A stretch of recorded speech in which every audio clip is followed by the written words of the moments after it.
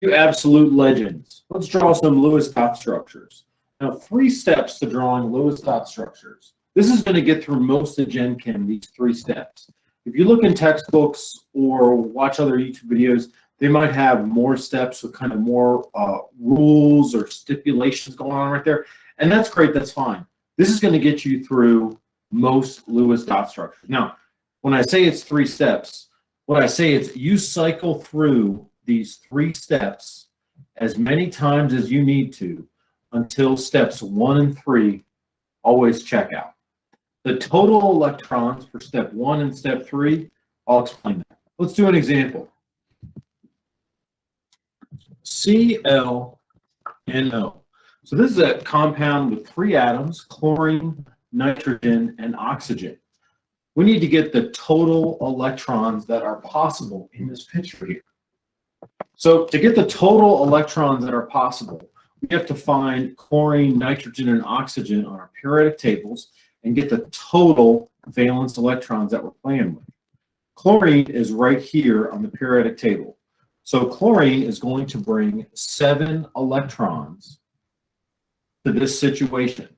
It has more than, chlorine total has more than 7 electrons, but it has 7 bonding electrons. So chlorine is going to bring 7. Nitrogen, the bonding electrons for nitrogen, boron, carbon, nitrogen. Nitrogen is right here. It has 7 electrons total, but 5 are going to be available for bonding right here. And then oxygen, of oxygen's electrons, its outermost valence set is 6 right there. So 5 plus 7 plus 6, that's going to be 18 electrons total. We're not going to, you cannot deviate from that number there, so it's a very important number to check out. In our final structure, we're only allowed to have 18 electrons, no more, no less. A quick hint, if you ever get an odd number for your sum here, you counted it wrong. For most part in Gen Chem, most problems are going to have an even number of electrons. An odd number is possible, but for Gen Chem, for starting out, teacher shouldn't be doing that too much. So make sure there's an even number here.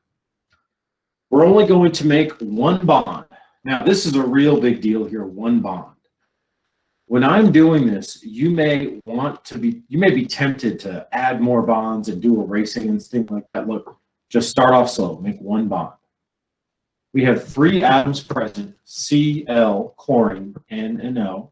And the way this formula is written, I'm going to make a bet that they're probably all 3 in a row.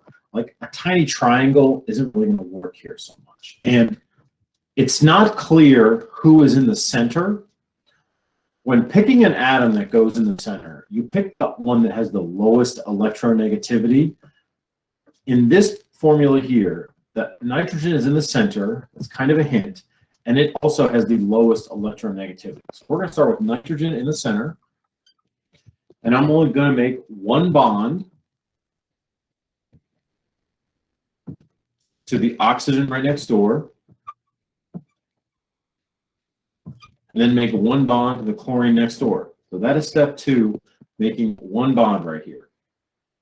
Step 3 is I'm going to fill in the octets and for the total electrons here. So this nitrogen, starting left to right, this chlorine here only has dose electrons so far, so it needs 6 more. So now that chlorine has 6 electrons. Sorry, it has an octet of 8. This nitrogen in the center here has 4, so I'm going to give it 4 more, so it has an octet.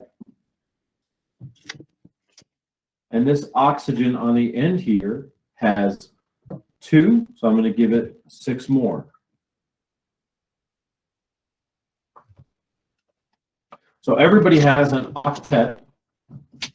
And now I'm going to cycle back up and make sure that I only have 18 electrons in my picture. If I don't have 18 electrons, then I continue cycling and cycling. So getting my best finger out, 1, 2, 3, 4, 5, 6, 7, 8, 9, 10, 11, 12, 13, 14, 15, 16, 17, 18, 19, 20. This has 20 electrons, so it's not a good structure. What am I going to do in step 2? I'm only going to make one more bond. Only draw one more bond. Now, chlorine and nitrogen, I could draw a bond there, or I could draw a bond between nitrogen and oxygen. Which one shall it be? Oxygen with a common charge of -2 also commonly bonds twice. So I'm going to make another bond in between nitrogen and oxygen.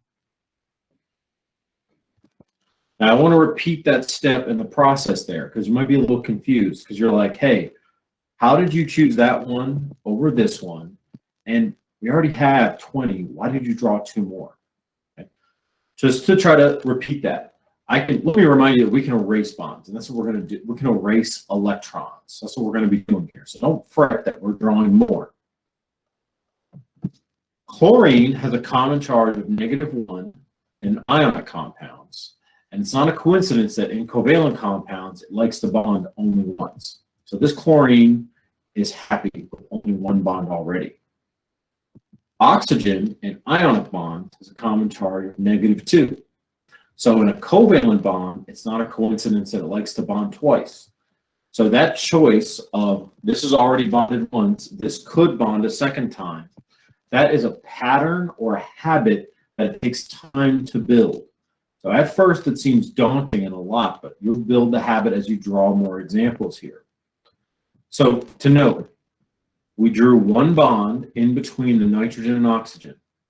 Now we're going to go to step 3 and check our octets. This chlorine, whoops, accidentally erase those, moving index cards. This chlorine on the far left-hand side, it's happy. It's got its 8 electrons. This nitrogen in the middle here, it now has, I can erase 2 of these because it has 4, 5, 6, 7, 8, 9, 10. So I'm going to erase a lone pair. So now this nitrogen has 8 electrons on it. And then this oxygen here, it also is a heavy. 1, 2, 3, 4, 5, 6, 7, 8, 9, 10. So I'm going to erase that lone pair down there.